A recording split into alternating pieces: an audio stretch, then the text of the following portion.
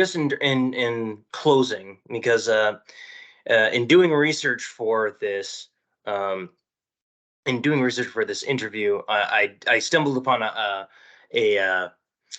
webinar that you did with regards to supply chains and so forth. So to me, it seems like a knowledge that you an experience that you are quite passionate about. So just out of curiosity here, okay, so you said that supply chains, or how they're now being referred to as disruptions, right? Disruptions can happen at any given time, and it would be good for, say, software such as DELMIA to be prepared for those subjects. So can you just talk a little bit about some of your concerns regarding supply chain disruptions and their potentials in the future?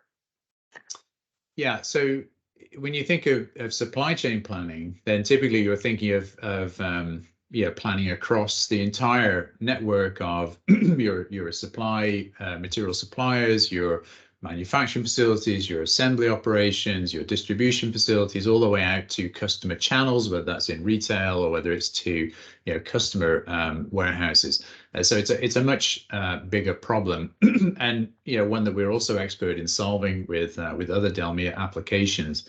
But I think what's interesting is very often when you think about supply chain disruption, you might have a material supply that impacts one particular plant, but that plant might be producing products that then feed multiple different channels or different assembly facilities, or going to different parts of the world. And so what happens within one manufacturing facility can have an impact on the entire supply chain, or a big part of the supply chain.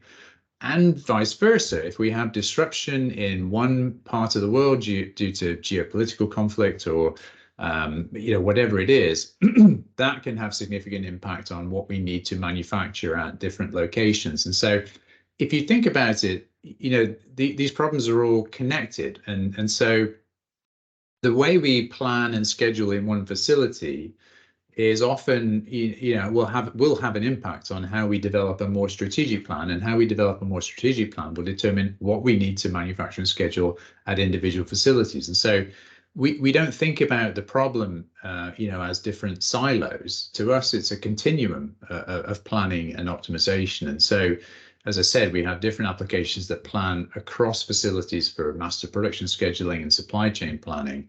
And the important thing is that, these applications, sort of are orchestrated so that, as we make changes at one level, we can bubble those changes up to higher levels and see what the impact would be. And again, we need to do that it's never quite possible to do it always in real time, but to do it as near real time as possible, so that, strategically we can evaluate the impact of low level changes very quickly and see if that has a larger impact than we think. And like I said, very often when you talk about the impact that disruption has, it can often come from, a very isolated sort of material challenge, or a production challenge, or, one plant goes on shutdown, or there's a worker strike or something. That one facility can have a big impact on the bigger picture. And so, again, when we think about planning and scheduling, we think about it as a continuum, and how can we orchestrate these different plans together so that we can evaluate changes across the entire supply chain, not just within one single facility.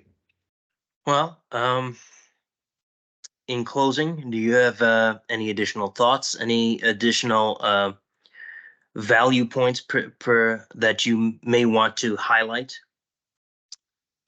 Well, I think if you think about some of the what we feel is important in planning and optimization, what makes a difference, I think there are three sort of key things that we always tell companies and customers to think about. And that is, the first is, it's important to be able to model the facilities or the scheduling problem that you have. If you're making assumptions about the schedule, for example, if your plant is has painting operations or furnace operations where there's a lot of changeover and time related to changeover, but you can't model that or replicate it in your schedule, then you're not really developing an accurate schedule. You're sort of aggregating. So we've always had a philosophy of making sure that, whatever the environment is, you can actually represent it as part of the plan. If you can't represent it, then you can't plan for it. So first thing think about is when you're looking at new technology, is it actually able to model what my facilities look like and all the unique constraints, because those things make a difference.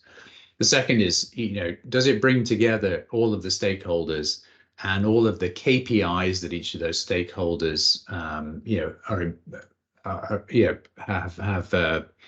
have importance for, and can you actually provide an environment, a planning environment where you can do a trade-off between those and represent what's important to the company, what's important to different divisions, and how do they impact each other, whether those KPIs are very standard KPIs or unique business KPIs. It's important to be able to solve for the particular problem that's important to you.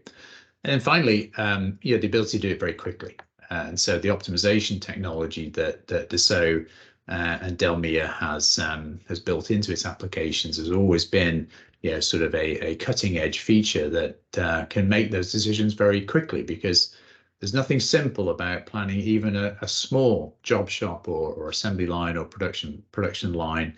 The number of different possibilities and the number of different potential variables that go into play mean that there are literally millions and millions of potential different plans you could make, and you need a software application that is able to sort of cope with that complexity and come up with a plan in minutes versus 4 hours, because in production, if you have to wait 4 hours to get a new plan, then by the time you've developed it, it's changed again. So you're constantly sort of chasing your tail.